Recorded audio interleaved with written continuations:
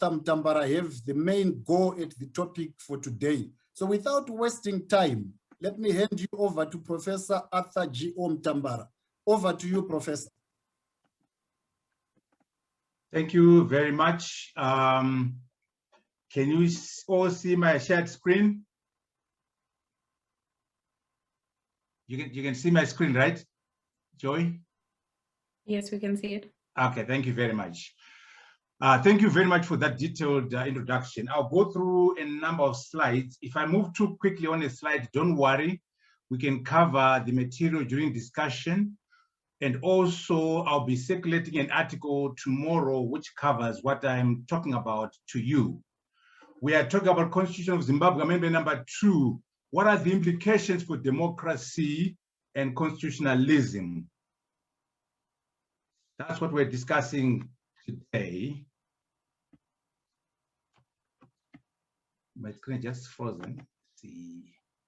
Okay, so what we're going to do, we're going to work on introductions to say what are we talking about, what is the background to this discussion. Then we'll go through some definitions. What do we mean by democracy? What do we mean by constitutionalism? Then we'll go into the details of the provisions and then analyze the implications to democracy, analyze the implications to constitutionalism, and then also look at broader implications to the economy, to the image of our country. And then we're going to talk about the way forward, the fight back. How are we going to fight back over this subject? Now, you see, when we talk about amendment number 2, it's not just about democracy and constitutionalism. If you do well around democracy, if you do well around constitutionalism, your economy will flourish. You have more jobs, you have more performance of the economy. If you do badly around democracy, if you undermine constitutionalism, you damage the rule of law, you create uncertainty in the economy. There will be no investors. So today we're talking about the economy. We're talking about the economic fortunes of our country by way of analyzing the impact of this amendment to democracy and constitutionalism. We are also discussing the economy. You've already been told it was passed on the 20th of April 2021, and now as we speak, it is being discussed in the Senate. Whether it is passed or not, the discussion that we're carrying out today is very important. Whether, because right now it's going through third stage and also the final stage in the Senate, they're going to pass it or not pass it, but it doesn't matter. Whatever happens today, the content of my contribution remains important. Of course, when it is passed, it is going to be signed by the president, it becomes an act. Once it becomes an act, it is going to change the supreme law of the land, which was adopted by 94.5% of 3.3 million people on 16 and 17 March who voted for this constitution. Let us understand the background. Amendment number 2 is not the first one. There's amendment number 1, which was passed illegally in the Senate on 6 April 2021, after the bill had elapsed when the parliament had been dissolved. So already we have an illegal act, amendment number 1, which has been challenged in the courts. That act is about the appointment of the Chief Justice, the appointment of the Deputy Chief Justice and the Judge President. And these are now being solely appointed by the National President after consultation with the Judiciary Service Commission. No public nominations, no public interviews. Those were removed from the Constitution. So number 2 is a follow-up to number 1. Number 1 is already problematic, and we're creating another problem. What is number 2 about? It seeks to change the retiring age for judges. It seeks to remove public interviews from the process of hiring judges. Beyond the 2, the 3, every other judge now, there will be no interviews. It seeks to remove the presidential running mate clause. It seeks to extend the women's quota. It seeks to introduce a youth quota. It seeks to introduce the number of ministers chosen from outside parliament from 5 to 7. It seeks to vary the devolution clauses. This is amendment number 2 in a nutshell. Is this good for democracy? Is this good for constitutionalism? Let us explore. Now, when we say democracy, what are we talking about? When we say constitutionalism, what are we talking about? Democracy is a form of government in which the people have unfettered authority to choose those that govern them and those that legislate on their behalf. According to Abraham Lincoln, a government of the people, by the people, for the people. Also, we can say democracy is the summation of experiences of struggle by the generality of the people as they endeavor to improve their material conditions. What we're doing in amendment number 2, is it good for these democratic principles? Does amendment number 2 advance these democratic aspirations and ambitions? Are the people at the center of amendment number 2? Does it promote a government of the people, by the people, for the people? How is our social and economic welfare as Zimbabweans improved by amendment number 2? How does amendment number 2 improve our economic fortunes? Does amendment number 2 enhance democracy, or is it consolidation of authoritarian rule? What is going on in Zimbabwe in May 2021? Constitutionalism. Now, here we have to be very careful. There are two terms, constitutionalism and constitutionality. Our topic is about constitutionalism, but we also say something about constitutionality. Constitutionality is the quality of being in accordance with the Constitution. Are you in abidance to the Constitution? Are you in accordance to the Constitution? That is constitutionality. Constitutionalism is different, and we'll talk about it and define it. However, we will find that, in fact, in amendment number 2, we are violating both constitutionalism and constitutionality. But I want you to understand the distinction. Constitutionality is the quality of being in accordance with the Constitution.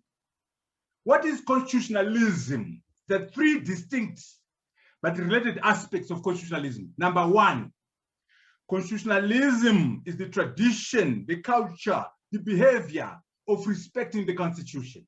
That's the first aspect. The tradition, the culture, the behavior of respecting a Constitution. That's number 1. It's a value system that is developed over time, nurtured over time. You can't legislate this aspect of constitutionalism. You develop it over time by social mobilization, by civic education, by exemplary leadership. It's a very hard notion to have that culture, that tradition, that behavior. That's number 1 aspect. Number 2, constitutionalism is the doctrine of limited government or limited power of the state as opposed to arbitrary powers. We are saying constitutionalism accepts the existence of a government with powers, but it insists on limitations placed on governmental power. Limited government, limited authority of states. That is a second aspect of constitutionalism. The last aspect is constitutionalism is an unequivocal commitment to the Declaration of Rights, what is called a Bill of Rights in other jurisdictions. Strict adherence to functional separation of powers. Please, emphasis on functional. Don't just have them separate.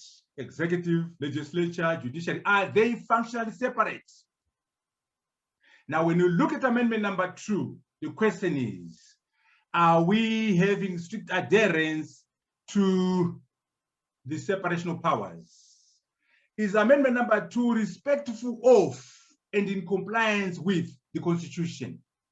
Is our behavior showing a culture, a tradition of respecting the Constitution? Already, we have a legal act, Act number 1, Amendment Act number 1. We're showing a culture of disrespecting the Constitution, a culture of not respecting the Constitution. Also, we are showing a culture of having no constitutionality. Is amendment number 2 promotive of limited government? That's what you should ask yourself. Are we limiting government or are we increasing the powers of the center? we're increasing the powers of the president. Is amendment number 2 promotive of limited government? That's what you must answer tonight. Does it enhance people's participation in the exercise of state power? We must answer that question. Is amendment number 2 promotive of the functional separation of powers? These are the questions we must answer today. Okay, now already we know term limits, running mates, and all these things. And already we're saying amendment number 1 was passed illegally. How did that happen? The bill failed to garner 2/3 in the Senate in 2017 and was sent back by the courts, and then was illegally passed in the Senate on the 6th of April 2021. The bill had lapsed when the 8th Parliament was dissolved. So what we've done in Zimbabwe, we've passed a non-existent bill creating a legal nullity. This is a violation of constitutionality. This is a violation of constitutionalism. Passing a non-existent bill, creating a legal nullity. This is the culture we don't want in Zimbabwe, the culture of disrespecting the constitution. Running mate. Why did we put the running mate in that document in 2013? To avoid weak and disposable vice presidents. The way Robert Mugabe used and abused Joyce Mujuru and dumped her. The way Tsvangirai used and abused Kupe and dumped her. We don't want that. We want, if someone is your vice president, there must be a running mate, and there must be clear and well-defined succession. This is the motivation behind a running mate. When you have a running mate, the people are involved in succession. The people are involved in voting for your successor. VP becomes an election issue. Why do people oppose the running mate? Because they prefer an unelectable vice president. They prefer a weak vice president they can get rid of. They want to have unbridled personal power. They want to manage factions in their own party. They want to undermine their rivals. They want to solely control succession in their party. By the way, not only ZANU-PF loves this one, other political parties in Zimbabwe do not want a running mate. They want to be able to control succession. They want to succeed themselves. Let's go back to ZANU-PF. An elected Chiwenga will be a stronger rival. An elected Chiwenga will be guaranteed of succession in ZANU-PF and may be the president of the country. But no, we don't want that. ZANU succession must be left to ED and his clansmen. ZANU succession must be left to ED and his tribesmen. That's why they want to remove the running mate. It's not good for ZANU-PF, it's not good for Chiwenga, it's not good for the country, it's good for Mnangagwa and his surrogates and his sycophants. That's why we are removing the running mate. Devolution. The starting point, people, is to say ZANU-PF has no commitment to devolution. They've had 8 years of lack of implementation. All the clauses in chapter 14, sections 264 to 73 have not seen the light of day. Why would you say ZANU-PF is changing the constitution to promote devolution? How can you promote something you don't believe in? How can you promote something you have not implemented in 8 years? There are two sources of discomfort in ZANU-PF. Number one, they don't want devolution in principle. They don't like it. If this was a one-part state in Zimbabwe, there will be no devolution in one-part state in Zimbabwe. Number two, they fear opposition control of provincial councils. They fear opposition control of metropolitan councils. That's why they don't want to implement chapter 14. So there's no way that ZANU-PF in amendment number 2 would promote devolution.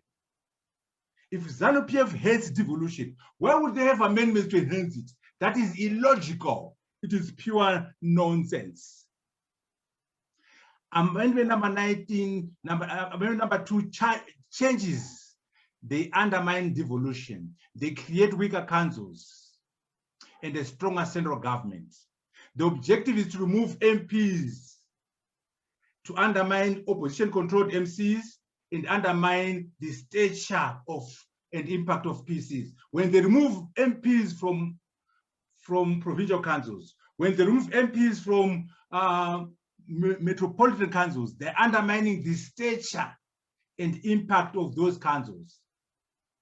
They are undermining these MCs because most of them will be controlled by the opposition, Harare, Bulawayo, Mutari. So all the changes in Amendment 2 are meant to undermine, not promote devolution. MCs will no longer be chaired by mayors. These mayors are opposition. ZANU does not want them. Election of 10 of the members of the MCs by party list. The party list PR will bring in ZANU-PF members into these councils where ZANU-PF got 0 MPs and 0 councillors. It's a clever way of accommodating ZANU-PF in the PCs and MCs. So I want to say this very strongly. There is nothing in amendment number 2 that promotes devolution. You have been hoodwinked, you've been misled, you've been bamboozled. There's nothing in there that promotes devolution. Shame on you, opposition parties who are saying we are voting for devolution. No, you are voting against devolution. Opposition members, parties, they dominate MCs in Bulawayo, Harare. With amendment number 2, ZANU seeks to break this control. Who says Parliament must supervise PCs and MCs? I've read somewhere people saying, no, we must remove MPs from councils because Parliament is going to supervise the councils. No, the councils must be empowered. The councils must have power. They're not supervised. They must be strong. And mayors must head those councils. So in summary, it is dishonesty and the duplicitous conduct to say amendment number 2 advances devolution. It does the opposite. Women and youth quotas. Oh, we love this. Why are you rushing? The elections are in 2023. Why do you have to vote for the quotas now? Why don't you kill this bill today and then tomorrow you introduce a clean bill with women and youth quotas fresh without the contamination of the other matters? Why rush? Where is the urgency? Elections are in 2023. Of course, the junta has a deadline of 15 May 2021. So why are you enabling the regime's nefarious agenda? Why are you helping the junta, the junta? Term limits are in violation. The changes are in violation of section 32.8.7. It's a fatal and incurable illegality. Why? Because a term limit is defined and stipulated by age limits. Once you change the age limit, you change the term limit. ZANU is trying to be clever and half. They're saying, no, we're not changing the term limit, we're changing the age limit. We are not blind, deaf, and dumb. We can see through your chicanery. The distinction between a term limit and the age limit is a false distinction. The term limit defines the age. The term limit is stipulated by age. So when you change the age limit, you are changing the term limit. Simple. So when you do that, you are violating the Constitution 328, and also you're seeking to make sure the current officers benefit from the change. That's double whammy. That's two strikes against the Constitution. Number one, you can't change 328 by Parliament. You have to go to a referendum. Number two, you're trying to get the current members of the judiciary benefit from it. Those are two illegalities, incurable illegalities. So what are we saying? No, amendment number 2 does not further the ambitions of democracy. No, the people are not at the center of this bill or this act. No, amendment number 2 does not promote a government of the people, by the people, for the people. In fact, it is government for Mnangagwa, by Mnangagwa for Mnangagwa. Not even the government for ZANU-PF by ZANU-PF for ZANU-PF. No. It's Mnangagwa and his sycophants, Mnangagwa and his clansmen, Mnangagwa and his tribesmen, not even ZANU-PF. So the ZANU people are voting for this thing. They are voting against their own interests. This bill is about government of Mnangagwa, by Mnangagwa for Mnangagwa. Not ZANU-PF, not the people of Zimbabwe. How is the social and economic welfare of Zimbabwe improved? Nothing. Nothing at all. We are wasting resources working on these amendments. We are creating uncertainty. We are creating lack of rule of law. We're going to lose investors. So this amendment has nothing to do with democracy. It's an indictment of us all. It's a negation of democracy. Does amendment number 2 enhance democracy, or it consolidates authoritarian rule? This is authoritarian consolidation, no enhancement of democracy. The people voted in 2013, 95%, and of the 3.3 million people who voted. And now ZANU-PF is abusing its 2/3 majority. By the way, even if you have a 2/3 majority, you have a moral obligation not to abuse it. After July 2018, ZANU had a majority. I've seen the numbers now, people saying, no, well, ZANU-PF doesn't have majority, they're 4 short. It is because of the deaths that have occurred. Yes, 176, 4 short. Yes, 53 short insanity and 1 short insanity. Again, they're being enabled by bankrupt opposition MPs and senators who are supporting them. But on their part is ZANU-PF. They must not abuse their large numbers. They must not abuse their majority. That's why we must stop them in 2023 from getting a 2/3 majority. We'll see when we come up to the recommendations. Okay, we must also remember that we don't only talk law, we must have political and moral arguments against this amendment. We must make sure we fight the reintroduction of an imperial president. This is what it means, the reintroduction of an imperial president. We are seeing the introduction of a blind, compromised, and captured judiciary. There is an effort to create an imperial president where AD and his clansmen solely control and determine succession in ZANU-PF. Amendment number 2 is a classic example for unbridled weaponization of the law. It is consolidation of political power and repurposing of institutions towards this goal. Okay, and it is not operating in a vacuum. They also have amendment number 1. They have the patriotic bill. They have the deployment of unrestrained and naked violent repression. There's the cooptation of the opposition, the bribing of the opposition, there's harassment of the opposition, there's patronage, there's systemic corruption, there's primitive tribalism and shameless clansmanship. This is the package which we're having in Zimbabwe. There's a method to the madness: power retention and consolidation at any cost. We are seeing the creation of the foundation for authoritarian consolidation, anchored in despotic power retention. It is a total negation of democracy. Constitutionalism is amendment number 2 respectful of, or is it in breach of the Constitution? It is in breach. 328 has been breached. It is an incurable breach. Is amendment number 2 promotive of limited government? No, it is consolidation of power around the president. We are giving the president more power. We are moving away from constitutionalism, limited government.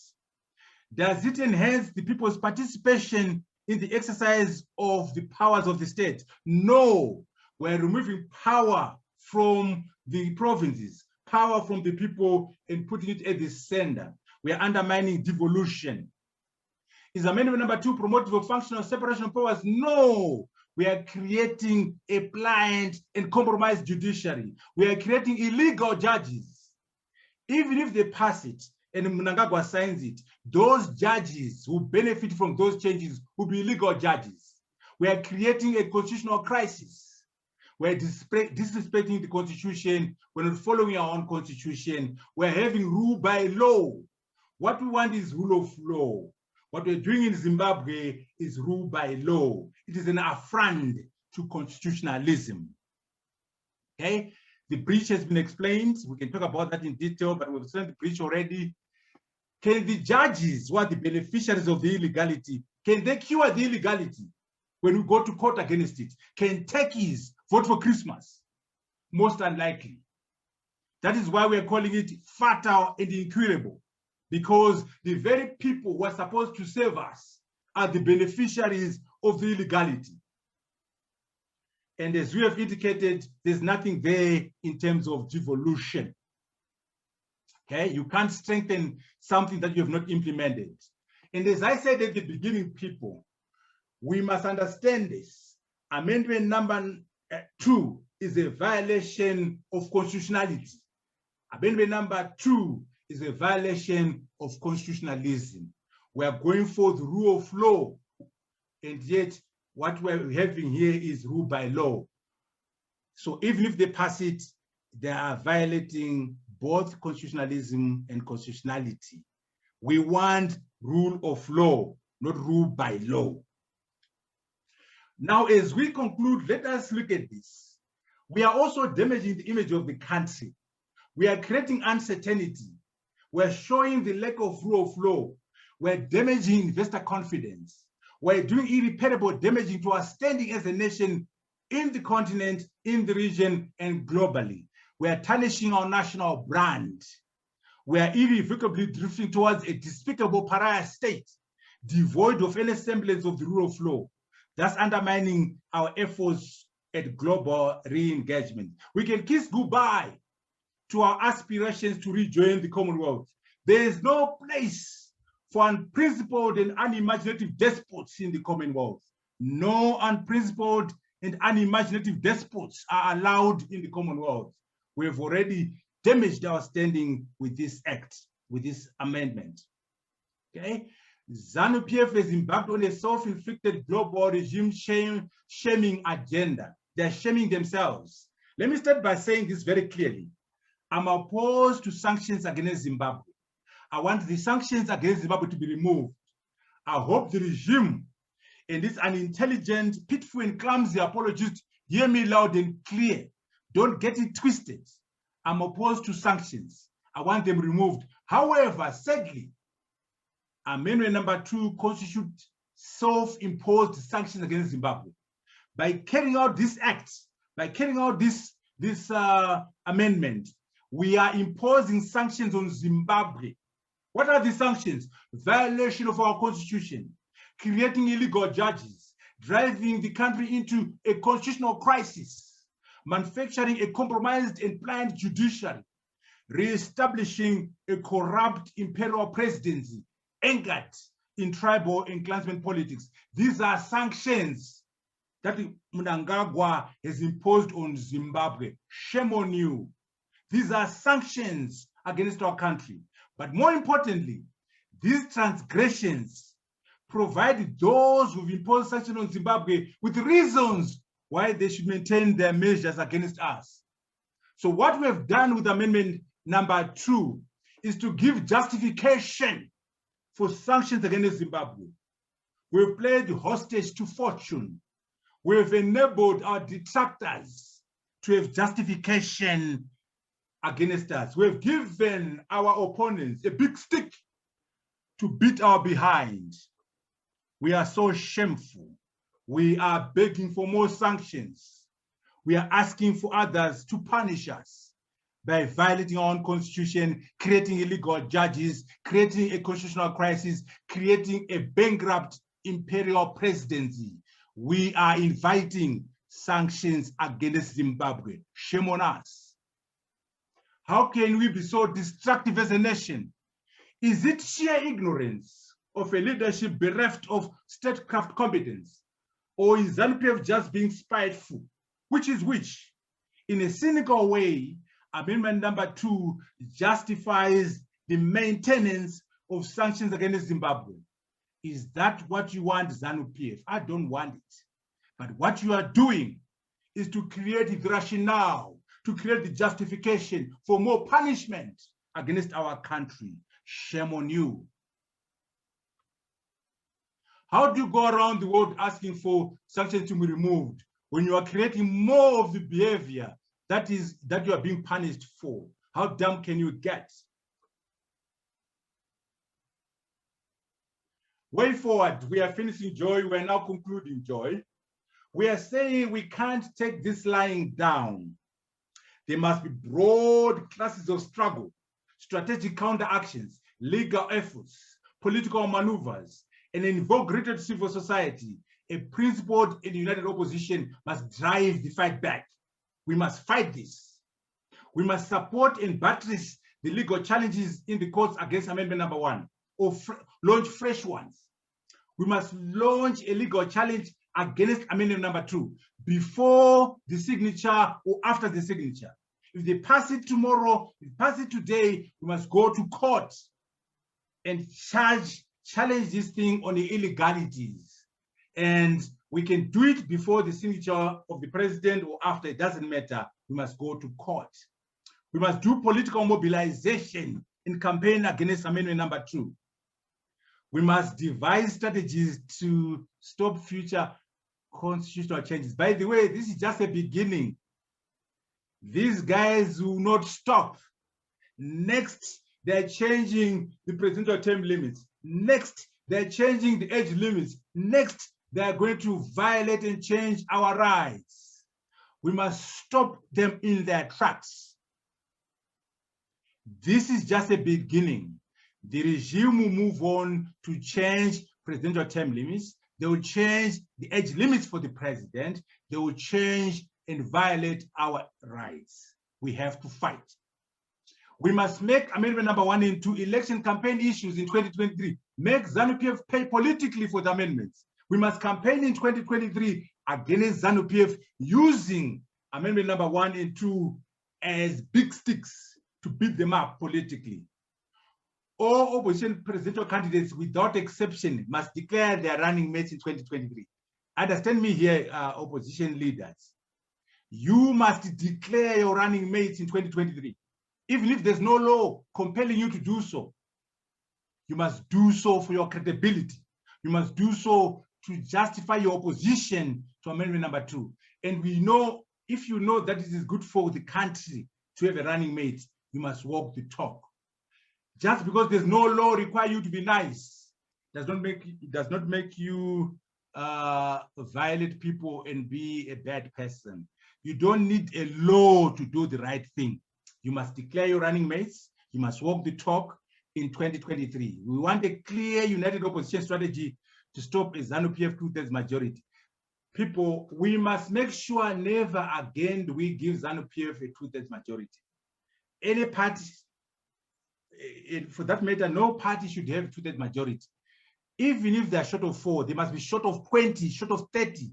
Don't give them the large numbers they can abuse to change our constitution. So let us have a clear, united opposition strategy to stop ZANU-PF from getting a 2/3 majority in 2023 and beyond. Opposition parties must stop the misguided, misplaced, and unintelligent concentration and obsession about the presidency at the expense of parliament. Don't just try to win the presidency. Let us win in parliament. There's no point in winning the presidency while losing parliament. There's no point in performing well at the presidential level while giving ZANU-PF a 2/3 majority. So let us make sure we change our strategy come 2023. There must be deliberate efforts to improve the quality of our presidential candidates, the quality of our parliamentary candidates. Why? We must emphasize on meritocracy. Why? Emphasize on technical competence. Why? Emphasize on proven capabilities. Emphasize on ethical leadership. Emphasize on strategic thinking. Emphasize on a track record of measurable achievements. Let us have high quality presidential candidates, high quality parliamentary candidates. This is the only way we can protect ourselves from a rubber stamp parliament and things like amendment number 2. As we conclude, let us understand this. Amendment number 2 is about a violation of democracy. Amendment number 2 is a violation of constitutionalism. Amendment number 2 is going to damage our economy. It's going to damage our economic fortunes because we're creating uncertainty, we're violating the rule of law, we're damaging our brand. This will affect our bread and butter situation in the country. It will affect the number of jobs in our country. So it's about the economy. It's about democracy and the economy as well.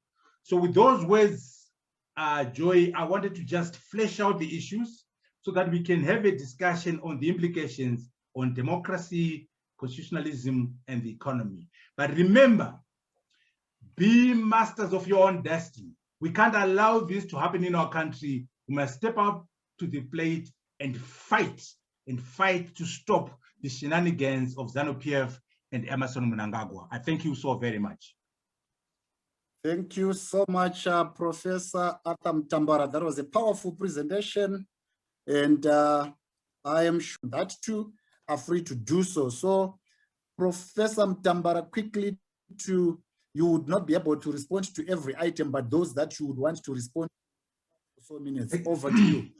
Yeah, thank you very much. I think most of the comments were educational. You know, we're all learning from the comments. We're all benefiting from the comments. So I won't address everything, but take it as wisdom. Now, Jana and others, there are definitely good things in the bill. Let me articulate good things. The women's quota, the youth quota, the idea of moving the number of ministers from 5 to 7, potentially good things. Yeah. Now, the one that I want us to really think carefully about is the issue on devolution. Listen, I agree that women's quota, youth quota, ministers, okay. The devolution, go into the details.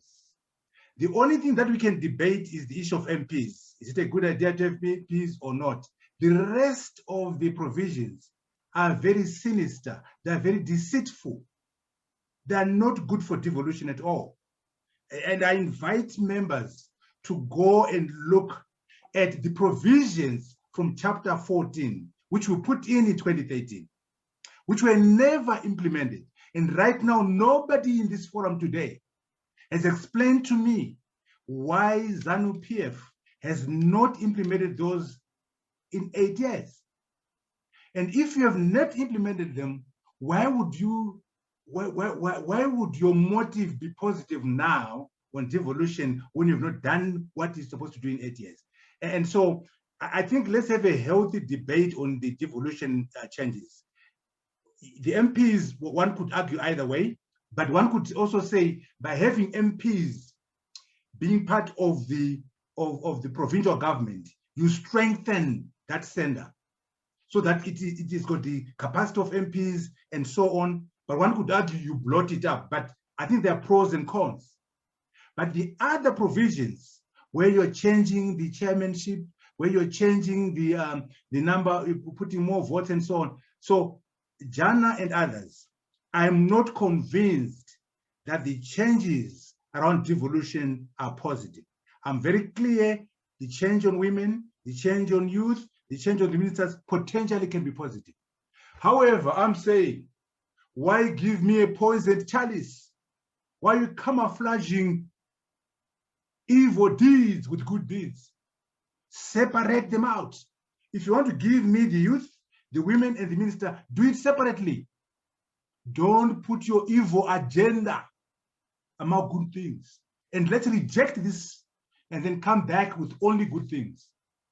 So I wanted to just comment on that one. Now, are we two parties or are we two ZANU-PF? You know, I'll be very dishonest if I was to come here and be apolitical and give an intellectual discussion and leave out ZANU-PF. And yet you know it is ZANU-PF MPs who are doing this. And yet you know they're the ones abusing the 2/3. And yet you know they're the ones destroying the opposition, buying opposition, creating the opposition. So I'm a soldier. I'm a political soldier. I'm not your intellectual, nice little Oxford guy. No. because I know there's a problem which is political here. So I'll be dishonest if I was to come here and not tell you that there's a sinister agenda to create an imperial presidency around Mnangagwa by ZANU-PF. I'll be dishonest if I don't tell you that ZANU-PF is abusing its 2/3 majority. I know you'd want to be apolitical and have a discussion without opposition ZANU-PF. I can't do that.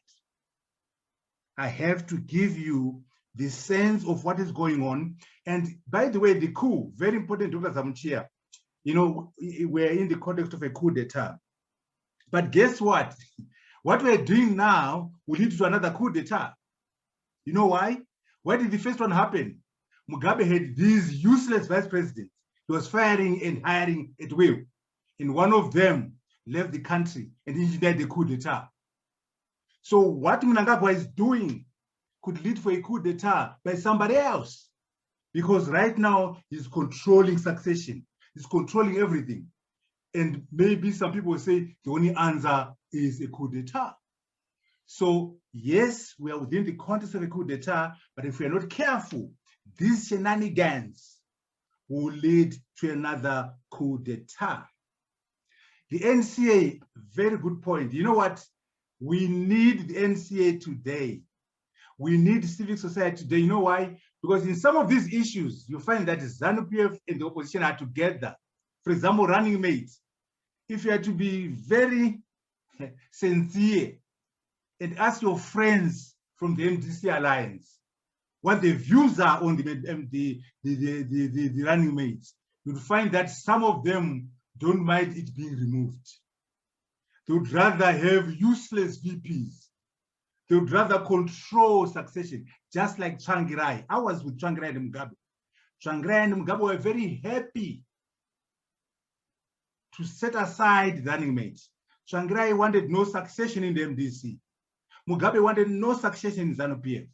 So an NCA or civic society can come in and say, no, we want the running mate because it's good for the country. No, we want this because it's good for the country. You can't leave it to political parties. Now that we're in a constitutional crisis mode, the NCA, not this party led by Madugu, the original NCA has become even more important. Civic society has become even more important because you as civic society can come in and say, we are speaking for the people.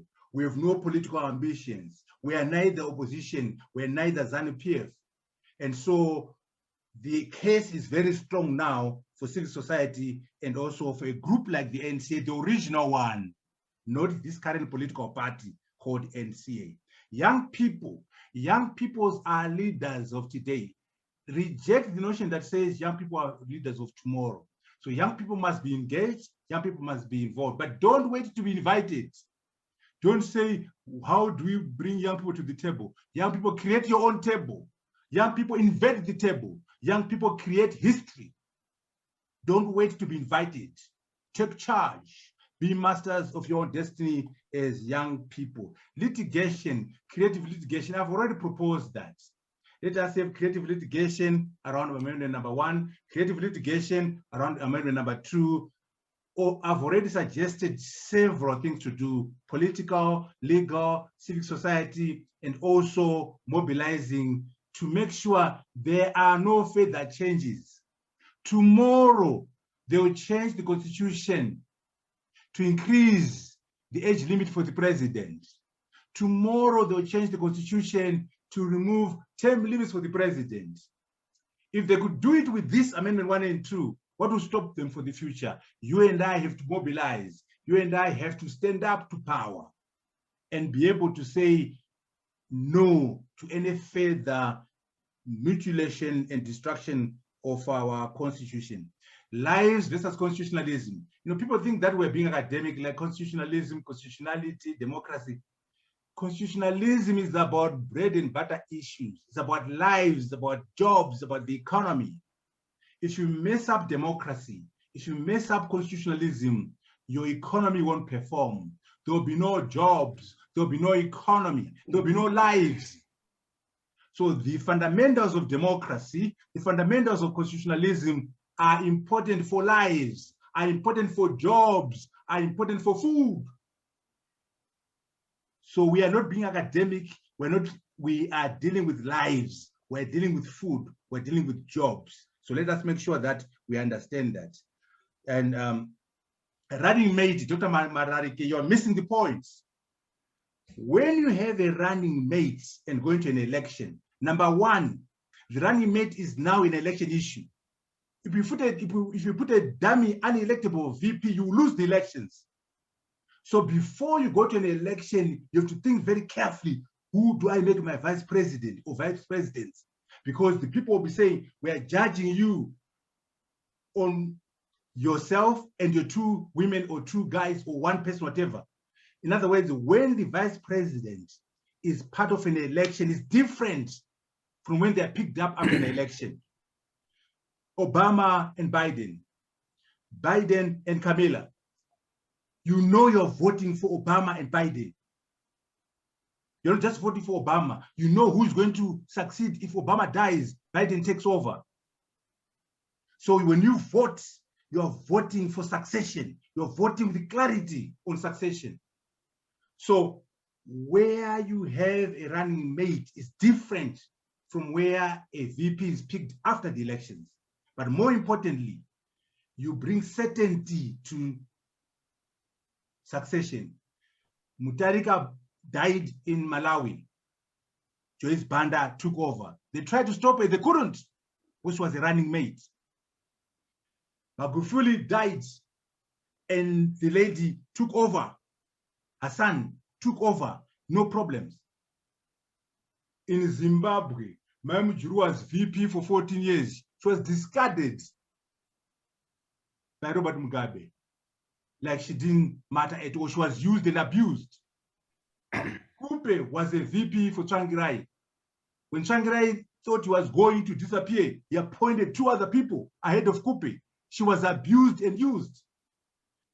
If Kupe was a running mate to Tsvangirai in 2013, there was no way she could be undermined. We must protect these women who are being abused, by the way, or men who are being abused. A running mate brings certainty and clarity to succession within parties, clarity to succession within the country. Also, it makes sure that we have at least 2 elected people, 3 elected people.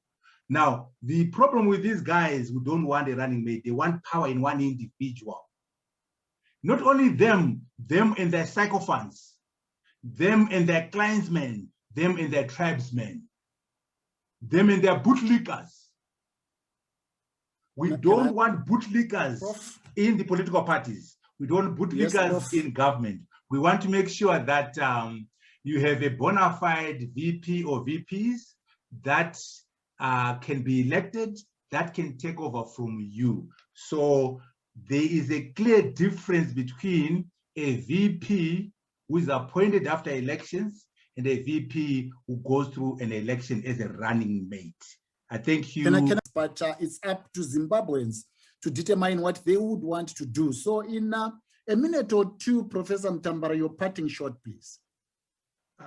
Just to emphasize that constitutionalism is about the behavior, the tradition, the culture of respecting the Constitution. It is about the spirit of the Constitution. And also remember, constitutionality being in accordance to the law is a very low-level requirement. A dictatorship can actually satisfy constitutionality. Why? Because they can create laws that oppress people. And then they say, we are observing our constitution. Hitler observed constitutionality, but he did not have constitutionalism. Constitutionalism is about values. It's about limited government. It's about putting limits on the power of one individual. It's about removing autocracy. So we must understand that constitutionalism is about values. It's about a culture. It's also about limited governance. It's about functional separation of powers. Now, what we're doing in amendment number 2 is to remove the functional separation of powers. We're creating illegal judges. We're creating a blind judiciary. We're creating a compromised judiciary. Also, we're being obsessed with politics. and not the economy. Our people have no jobs. We are under COVID. Why are we doing this? Why are we even talking constitution and amendments when we have no food, when we have no jobs, when we are dying from COVID? Where are our priorities as leaders? This is shameful. Another thing is civic education, very important. Somehow, somewhere, we lost an opportunity to create a constitutional commission for civic education. We proposed it, but somehow it got lost during COPAC, where this commission will be in charge of educating the people about the Constitution, about governance. A constitutional commission for civic education was lost. 4 bills. Thank you so very much. You make my point. If these guys were serious about quotas, serious about devolution, they would have a bill for devolution on its own, a bill for quotas on its own, a bill for running mates on its own, so that we can reject what we don't want. But they're being deceitful.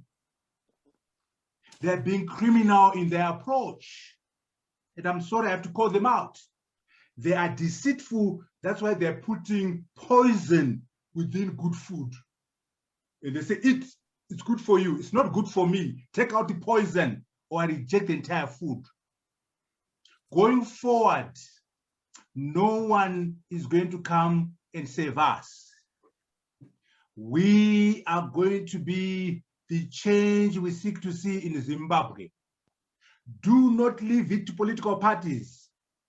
They've got too many vested interests.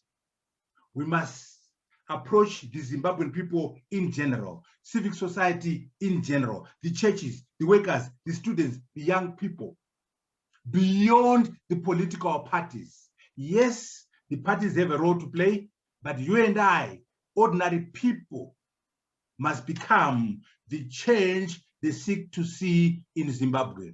You and I have an agenda, have a debt to Zimbabwe. We must step up to the plate and be counted. Our future is in our hands. I thank you so very much for this opportunity to share with your people. I thank you very much, Joy. I thank you very much, Crisis in Zimbabwe. The struggle continues unabated.